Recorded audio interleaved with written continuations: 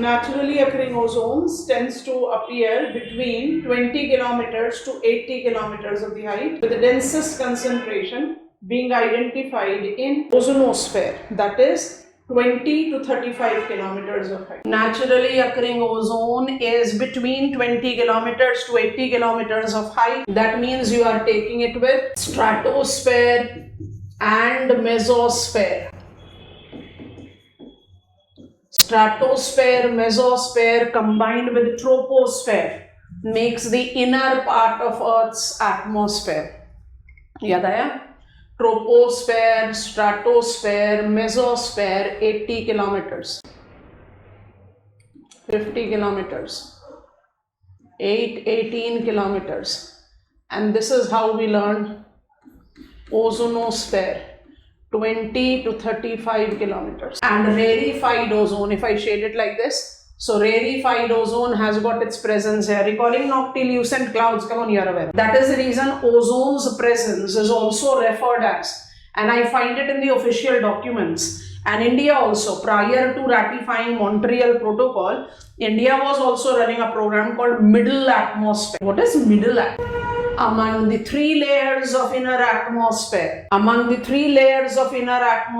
middle atmosphere will be stratosphere, and stratosphere has ozonosphere. So when you are trying to protect ozone, your primary focus will be where? Ozonosphere, and that is middle atmosphere. I hope it is coming very spontaneous. Middle atmosphere is stratosphere. Stratosphere, troposphere, mesosphere. So reminder comes in. Ozone depletion is basically associated with human interference in the natural delicate balance of construction and destruction of ozone. Like we all can understand that O3 can be applied as O plus O plus O, or it can be applied as O2 plus O. Remind yourself when you were learning heterosphere, that is from the height of 90 kilometers to 10,000 kilometers. We said we have got atomic and molecular oxygen layers. Getting it or not? And when we talk about presence of sunlight, it is O2 breaking into two molecules of atoms of oxygen, and then there is the combination, it can generate O3. So natural process of breaking, O3 breaking into O2 plus O, or O2 plus O combining to become O3, is interfered or interrupted by human presence, and that interference is related to ODS, ozone depleting substances. Ozone depleting substances are recognized as Vienna Convention identifies very clearly that how we take up ODS, until unless you understand what is the culprit, what is its sources, then it becomes difficult for us to understand what exactly will be the mitigation attempt. So depletion of ozone will do what? You have to remind yourself of planetary heat budget. Are you? NCERT's diagram, incoming solar radiation is partly absorbed by, majorly absorbed by atmosphere, because atmospheric compositional constituent is such that it acts as a near transparent medium for short wave incoming solar radiation. So we attempted the NCERT's diagram to understand it very clearly. So some revision of climatology is coming our way, but I think it makes sense. Of the 100 units of incoming solar radiation, I roughly scatter back 6 units. I reflect back 27 units. Reflecting agent क्या है? Cloud. सबसे बड़ा reflecting agent cloud है. I reflect back some 2 units. It is largely coming from Earth's surface. So I draw surface of the Earth here. I'll just readjust the diagram. So ice caps on the Earth's surface tends to reflect back. Let me just continue, then I'll be labeling. It is only 14 units that is absorbed by atmosphere. Here comes the role of ozone, and maximum amount, it is 51 units that is received by Earth's surface. That is the reason we say that atmosphere acts as a near transparent medium when it comes to short wave incoming solar radiation. So I have used green color to denote incoming solar radiation, and we are taking the reference reminder of planetary heat budget. So here it is reflected, here it is scattered, and here it is reflected. So these are wasted, and that is the reason we have taken minus symbol with it. And all these are incoming solar radiation. Planetary heat budget basically takes into account effect of or influence of outgoing terrestrial radiation. So absorbed 51 units, surface of Earth radiates. It's not reflection, it is radiation. It is radiating back long wave outgoing terrestrial radiation. 17 units readily escapes out in atmosphere, outer space, and it is some 34 units that is blocked by atmosphere. Here comes carbon dioxide, capable of blocking outgoing terrestrial radiation. That is the reason NCERT, elementary NCERT speaks that atmosphere acts as a blanket. Daytime temperature is not soaring up because imagine atmosphere not there. Hold for a minute. Imagine atmosphere not there. Only 2 units will get wasted. No scattering by aerosol, no reflection by cloud, no absorption by ozone. Planet Earth will be receiving 98 units during daytime. Daytime temperature will soar up. 98 units is radiated back as soon as night sets in. No atmosphere, so no carbon dioxide. It will all escape out. So nighttime temperature will dip. You have learned minimum temperature is recorded when? At the beginning of sunrise. Yes or no? Because atmosphere gradually cools down. So ozone depletion, we are learning that. And greenhouse gases concentration, we will learn that the next step. By default will manipulate what? Planetary heat budget. How the heat budget is maintained, you can keep on calculating the things. I have completely derived it from NCERT, and these values shows the relativity of the role. Now atmosphere have got how many units? Atmosphere has got 48 units. Kahan se aaya? 34 plus 14. Atmosphere gradually radiates its back to cool down. So balance between incoming and outgoing radiation is called planetary heat budget. How do I associate it with middle atmosphere? So ODS की categories है. When I talk about ozone depleting substances, we take up CFCs, HCFCs. HCFCs को थोड़ा अलग लिखते हैं, categories clearly यहीं पर ही बना देते हैं. CFCs, CTCs, halons versus HCFCs.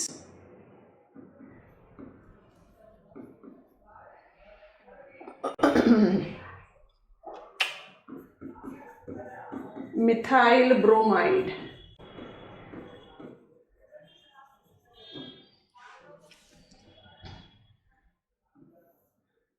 They are major culprits. They are comparatively weaker culprits. All of them are ozone depleting substances. CFC, chlorofluorocarbon. CTCs, carbon tetrachloride. Halones, we have got big range of them. HCFCs, hydrochlorofluorocarbons, and methyl bromide. All these ODS have been largely generated by human activity, and they basically are long-lived. So once they are there in the atmosphere, they are having the capacity of manipulating, they are having the capacity of breaching the balance that is there between ozone construction and destruction. The big culprits by default includes chlorine, followed on by bromine. So point is that all these ODS recognized by Vienna Convention 1985 as ozone depleting substances led to the mobilization of Montreal Protocol. Montreal Protocol was signed in 1987, 2 years down lane, but it came into force in 1989. So we take up Montreal Protocol since 1989. So I just wanted to write it here because that is how we'll proceed. I have to add something very contemporary to it. 89. Because it came into force in 1989. Montreal Protocol, 1989, legally binding protocol, outcome of Vienna Convention, is centered around ODS. It aimed at 1989 को जज करते हैं तो फिर we'll come to the present domain, freezing production, thus emission of ODS. So as to stabilize ozone, because ozone is a protective layer. Apart from depletion of ozone interrupting planetary heat budget, depletion of ozone by default is resulting into harmful ultraviolet rays, because which part of electromagnetic spectrum is being absorbed by ozone? It is ultraviolet, and ultraviolet rays are harmful. It is harmful to our skin, it is harmful to our eyesight, and by default it is going to create harmful effect on the other specimen also. So freezing the production of ODS and protecting, stabilizing ozone so that we can stabilize the habitat that planet Earth provides. This is the logic of Montreal Protocol. Acha, Montreal Protocol have been successful because ozone stabilization have been officially recognized. How Montreal Protocol became successful? Please carefully understand, then I'll be changing on. Let me get onto the other page. It's already have become hodgepodge. Understand it carefully. Montreal Protocol, new challenge has evolved. Incorporate multilateral fund. UNFCCC framework convention में तो अभी तक भी हम fund के लिए cry कर रहे हैं, yes or no? $300 billion. So here multilateral fund was an integral constituent. I'm just detailing it. The second thing that we take into reference is lack of centrality of ODS in economic development. These were the two reasons that Montreal Protocol attained success.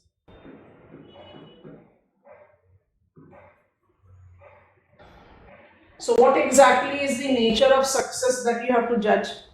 Multilateral fund incorporating the support of United Nations Environment Program, World Bank. Apart from it, it incorporate the UNIOD, Industrial Development Organization. Okay? And when I talk about the fund coming from them, it basically oriented towards helping developing countries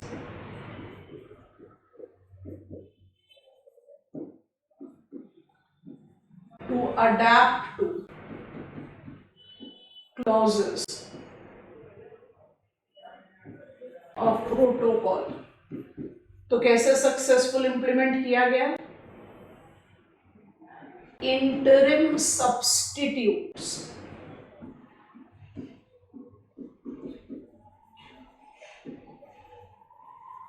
could be successfully mobilized. List आपको पूरी दे दी है, दोबारा से नाम नहीं लिखेंगे. What are interim substitute?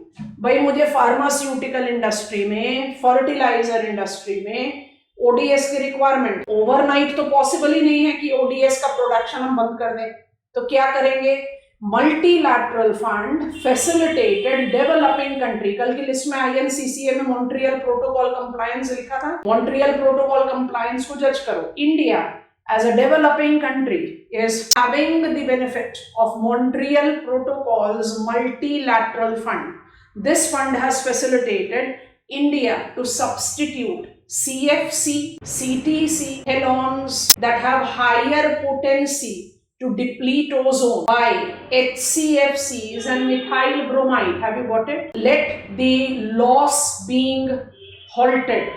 It cannot be completely terminated in a single go. So how it was being successfully done? Because there was the fund support coming up under multilateral fund. But this success is also related to the fact that we had lack of. It's very clear done. I quoted one example yesterday. As elementary activity as burning firewood can make emission of carbon. Ozone depleting substances don't relate to that centrality in economic activities or development that greenhouse gases have, and that is the reason greenhouse gases reduction is a big challenge. ODS could be successfully taken because it doesn't have that centrality. What is the meaning of centrality here? It doesn't have that prominence when it comes to economic activity. It is not that central. It is not that primary aspect in the economic development. So Montreal Protocol was successful in freezing the emission of the major principal culprits of ODS, and interim substitutes were being mobilized. Based on that success,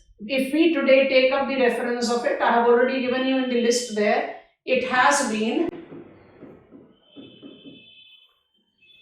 Kigali Arrangement Agreement. Kigali Arrangement and Agreement have basically facilitated further mobilization of success of Montreal Protocol. अब ये it is oriented towards what? Kigali को आप associate करते हैं HF hydrofluorocarbons, misinterpret नहीं करोगे, HCFCs. So the countries that have already substituted CFCs with HCFC in the successful implementation of Montreal Protocol is coming up with Kigali Arrangement, because HCFCs have been eventually substituted as HFC, hydrofluorocarbons. It doesn't have chlorine, and it is successful. It is much more potent substitute, where chlorine is not there. Chlorine is the most prominent culprit when it comes to ozone depletion. Kigali Arrangement identifies three group of countries: first group, second group, third group, and mind it is essentially oriented towards what? HFCs. HFCs have by default been the substitute of, कैसे करें? CFC was substituted as HCFCs, Montreal Protocol. HCFCs have been safely converted as HFCs because we had to freeze ozone depleting. This includes a developed world, so I'm taking United States of America as our case, and it had the objective of production freezing. किसका production freeze करना है? HFC by 2018. Past tense हो गया. Second group incorporates comparatively stronger, developing but comparatively stronger economic domains or the countries that have been largely emitting ODS. इनको आपने क्या time दिया? Freezing, I'm writing production freezing of HFCs by maximum 2045. Tick नहीं करेंगे, it is in progress. और third group में आप लीजिए इंडिया को. India has got the requirement of production freezing that has to be done by, हमें कुछ 2 साल का एक्स्ट्रा ग्रेस मिला है compared to China. With China I have Brazil, with China Brazil I have got some of the African countries. So सिर्फ economic factor पर नहीं, it is also on who is emitting what kind of ODS. So Kigali Arrangement facilitated gradual freezing out of even HFCs. What is the difference between Montreal Protocol and its tail ender Kigali Arrangement? Montreal Protocol is centered around major and less potent ODS. Kigali Arrangement is oriented towards converting ODS to HFCs and then eventually freezing the production of. And how do I judge the success, which I am continuously referring? तो IPCC finally और majorly associate नहीं करता ODS से, but IPCC's 6th assessment report, which is the latest available with us, and then we have nature climate change, because we have got multiple. Nature climate change is a voluntary environmental club. The data of it is taken into consideration, so we can take justification. They have recognized that ozone healing is successful as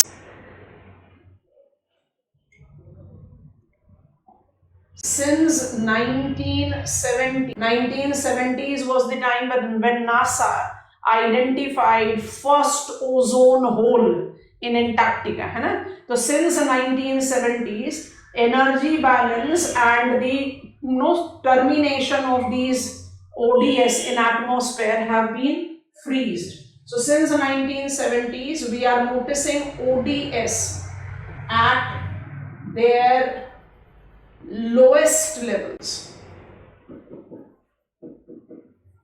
We are talking about 2023 when it comes to nature climate change. Lowest level. It has identified कि 2021 पर ODS का जो highest concentration हमें दिखा है. आप बोलोगे 2021 में ODS का highest concentration कैसे होगा? They are long lived. आपने emission अभी बंद किया पर जो है वहां पर वो तो अपना impact दिखाता रहेगा. So we have been successful. And when I take up the reference, because we have taken United Nations Environment Program here, so UNEP have also come up with the assessment of this successful implementation of Montreal Protocol, Kigali Arrangement, because it very clearly says that 99%, so I want to write it here, 99% of ODS have been phased out. And we are expecting that ozone hole over Antarctica will be completely disappearing by 2060. अभी बड़ा interesting thing है कि ozone hole Antarctica में क्यों होता है, इसलिए हमने आपको एटमॉस्फेयर का डायग्राम बनाकर बताया. Before I take you there, we are successful with Montreal protocol, Vienna convention and Montreal protocol with its tail ender Kigali arrangements, you can call it agreement also, are successful in phasing out ODS. It has been recognized by UNEP, one of the major funder of multilateral fund. It has been recognized by IPCC, and it has been recognized by one of the major voluntary club, the Nature Climate Change Club, which also says that touching its peak in 2021, now we have started healing ozone successfully because ODS is having their least concentration in atmosphere. CFC have been always considered as the major most ODS. CFC, chlorofluorocarbon, release of chlorine from CFC is actually facilitated by chemically active nitrogen. Recall करेंगे, nitrogen is one of the most prominent, it is the most prominent. Dry air, which are the two principal constituents of gaseous constituent of atmosphere, nitrogen and oxygen. Remind, we did 99% of the compositional share of dry air with them. In the colder climate, like Antarctica, Arctic Ocean, Antarctica. Antarctica is the coldest continent, so we largely associate it there. In the inactive nature of nitrogen, because of the freezing conditions, HCFCs or CFCs or all other ODS facilitates chemical breaking and release of chlorine much swiftly than in warmer climate. And second thing has to be recalled from here, so let me just go there, I don't want to reconstruct. इसको देखो, इसलिए ये बनाया. 8 kilometers of tropopause is at poles. Yes, 18 kilometers is at tropics. So automatically ozone is identified to be incorporating much closer presence. Air column will be dense and is confined towards the ground. So compared to lower latitude, I can have the presence of sparse ozone and ozonosphere at much lower level towards colder climate than the warmer climate. Inert characteristics of nitrogen makes chlorine released from ODS much more swiftly, and that was the reason ozone thinning, you have thinned it so much that we can call it hole, has been maximum recognized in Antarctica. And when UNEP says that we will be completely removing the ozone hole in Antarctica by 2060, it means that even the periodically appearing ozone hole will not. What is this periodically applicable? Remind yourself, you are in southern hemisphere. Southern hemisphere winters will be when we are experiencing summers in northern hemisphere. During winters, inert characteristics of nitrogen will be much more stronger. Release of chlorine will be much more swifter. Ozone thinning in Antarctica will be much more stronger during southern hemispheric winters. Getting it or not? Compared to southern hemispheric summer. So these are the things that we are taking into account and saying by 2060 will be completely terminating ozone. All these successes that has been identified is being recognized with slight challenge today. And what is that challenge that we take into account? And this is the new observations that are coming up and you need to be aware of it. Interim substitute.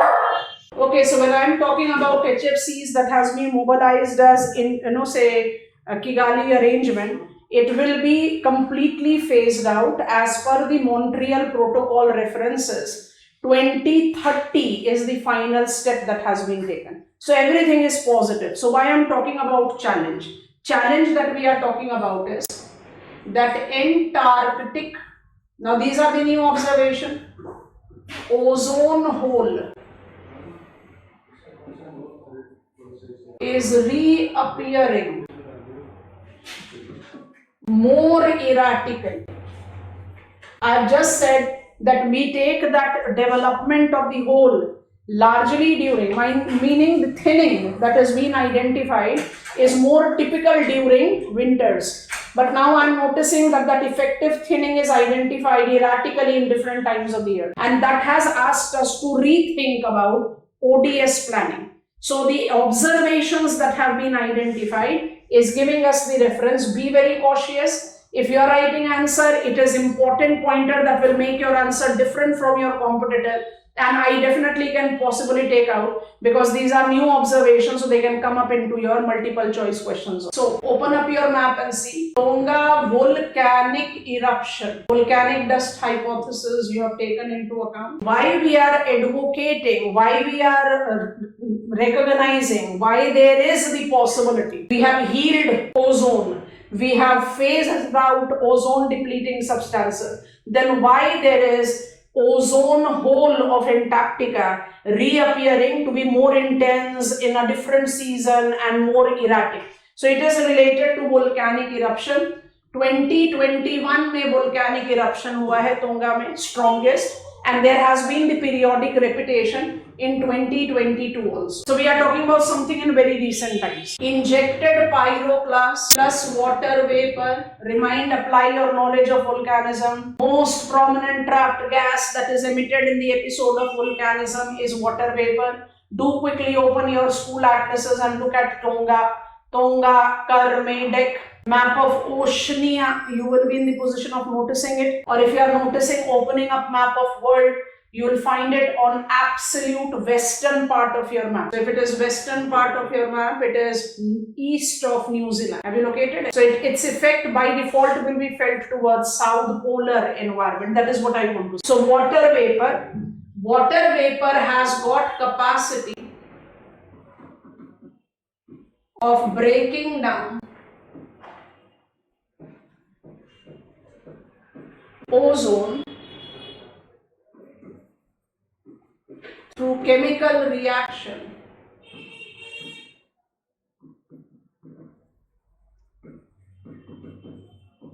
with chlorine molecule. So one reason that was being applied is that immense pyroclast and water vapor emitted by quite consistent volcanic ejection in Tonga Island is possibly the reason that Antarctic ozone hole is becoming stronger and erratic. And this is something which we cannot control. Volcanic eruption is something as a natural act. And then when we are taking up the reference of another, and that is what is coming out as a new challenge. So I put it with a star mark, B.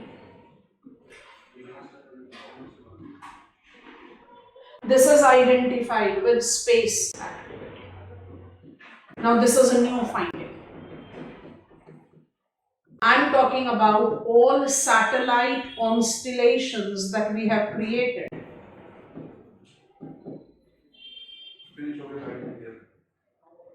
We know that once the duty, the design, the purpose with which satellite have been launched in a given location is done, then you are having the satellite dismantling or you simply abandoned it, right? So satellites are releasing, I want to write it very clearly here, NASA's observation E60, I'm going very absolute with the value, tons of aluminium oxides per year is released due to the satellite dismantling or due to the satellites abandoning and thereby their gradual dismantling on their own. Has been proven to be catalyst for chlorine. Matlab, there is a new challenge that is evolving. We have never given thought. This observation has not been given recognition in any modification of ODS or ODS handling. So we have to wait and watch to understand what exactly will be done. But point is very clear that when I talk about space debris largely coming up from, we know that space debris by itself is a big challenge. And when I take up the reference of the space debris with the capacity of releasing aluminium oxide, and that has got the potency of enhancing chlorine activation, it's a big challenge. How exactly it will be eventually controlled, we have to wait and watch. But ozone depletion, UNEP identifying that by 2060 Arctic ozone hole will be completely off. We are putting that to a question because these new aspects are proven to be effective. Ozone depletion. For factor A, I cannot do anything. But for factor B, global community has to think about, because we very clearly say, let us invest the money in launching the satellite, putting it in the designed orbit, utilizing the satellite for their lifespan, for whatsoever purpose they are there. If it is the lifespan over, or if the mission is a failure, we don't have any mechanism to put them back to planet Earth.